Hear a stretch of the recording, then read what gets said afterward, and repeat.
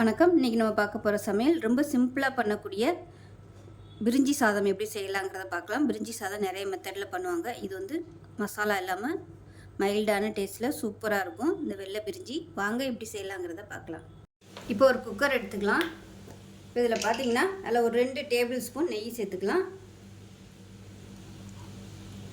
அதே போல் 2 table spoon தேங்காய் எண்ணெய், கடலெண்ணெய், நெய், இது 3 வச்சுருந்தா நம்ம இன்றைக்கி பிரிஞ்சி சாதம் செய்ய போகிறோம். தேங்காய் எண்ணெய் சேர்க்கும்போது நல்ல ஃப்ளேவராக இருக்கும். இப்போ தேங்காய் எண்ணெய் சேர்த்துருக்கேன். இப்போ கடலெண்ணெய் சேர்த்துக்கலாம்.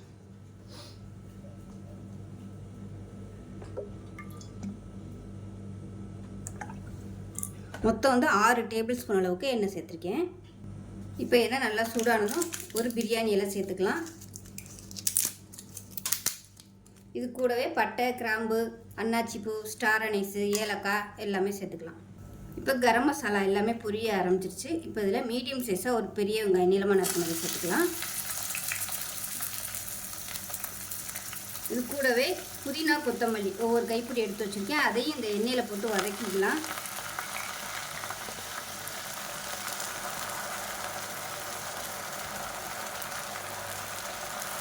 இந்த பிரிஞ்சிக்கு வெங்காயம் வந்து நல்லா ப்ரௌன் கலரில் வதங்குதுன்னு அவசியம் இல்லை.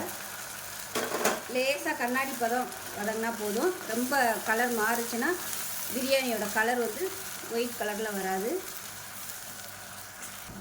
இப்போ இதில் 2 டேபிள் ஸ்பூன் இஞ்சி பூண்டு பேஸ்ட்டு சேர்த்துக்கலாம்.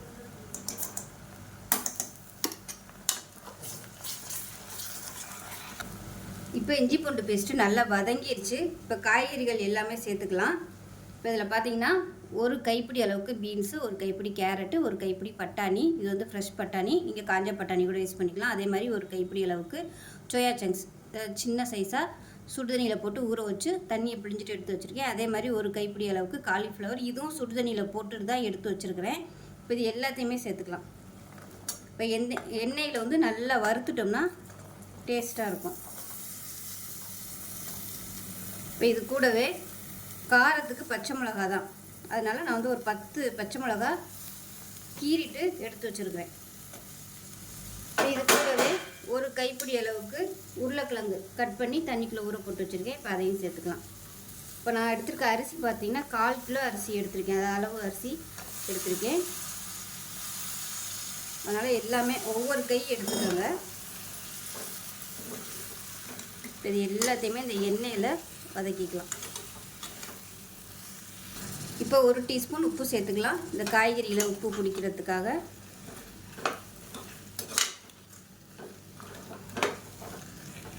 இப்போ காய்கறி எல்லாமே நல்லா வதக்கியாச்சு. மீடியம் சைஸாக 2 தக்காளி நீளமாக நறுக்கி வச்சுருக்கேன், அதையும் சேர்த்துக்கலாம்.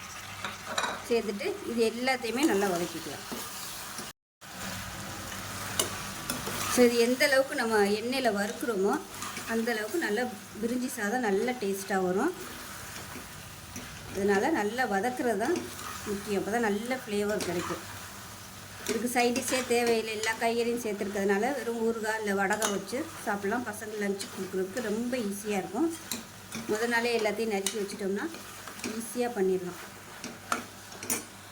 இப்போ தக்காளி நல்லா லேசாக மசிய ஆரம்பிச்சிருச்சு. இப்போ 1 டம்ளருக்கு 2 டம்ளர் தண்ணி நல்லா சூடு பண்ணிவிட்டு சேர்த்துக்கிறேன். நான் இன்றைக்கி வெறும் தண்ணி தான் சேர்த்துருக்கேன். இதுக்கு பதிலாக நீங்கள் 1 டம்ளருக்கு தேங்காய் பால் சேர்த்து கூட பண்ணலாம்.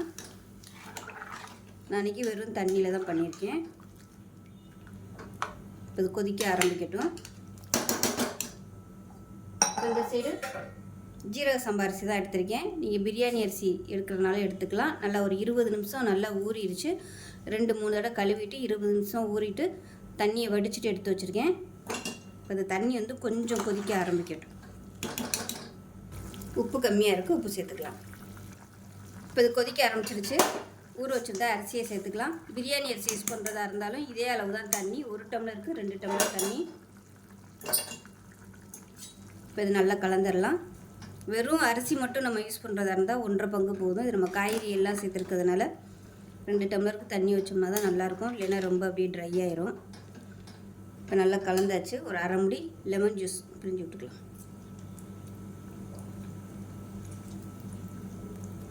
அவ்வளோதான். இந்த தக்காளியுமே ரொம்ப அப்படியே மசிகிற அளவுக்கு வதக்கக்கூடாது, லைட்டாக அது கரைய ஆரம்பித்தா போதும். இப்போ உப்பு டேஸ்ட் பண்ணி பார்த்துட்டு பத்தலைன்னா சேர்த்துக்கலாம். இப்போ குக்கரை மூடி வச்சுட்டு நல்லா ஒரு தடவை கலந்து விட்ருங்க. அடியிலெல்லாம்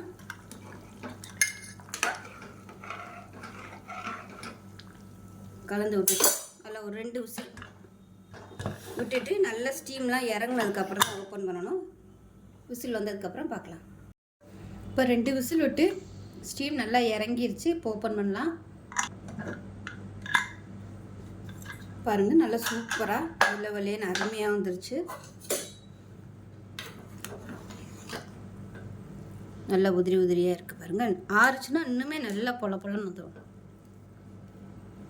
அருமையாக இருக்குது பாருங்கள். நல்ல வாசனையாகவும் இருக்கும். ரொம்ப சிம்பிளாக இருக்குது பாருங்கள். சிம்பிளாக இருந்தாலும் டேஸ்ட் நல்லா அட்டகாசமாக இருக்கும். பிரியாணி அரிசியில், அதாவது நீல அரிசியில், பாசுமதி அரிசியில் போடுறத விட ஜீரக சம்பாவில் போட்டிங்கன்னா ஃப்ளேவர் சூப்பராக இருக்கும். இப்போ நமக்கு சூப்பரான பிரிஞ்சி சாதம் ரெடி ஆயிடுச்சு. இதில் வந்து நீங்கள் முந்திரி பருப்பு சேர்த்திங்கன்னா டேஸ்ட் இன்னும் சூப்பராக இருக்கும். அந்த முந்திரி பருப்போட எசன்ஸ் வந்து இறங்கி சாதம் வந்து இன்னும் நல்ல ஃப்ளேவராக இருக்கும். நல்லா ரிச்சாகவும் இருக்கும்.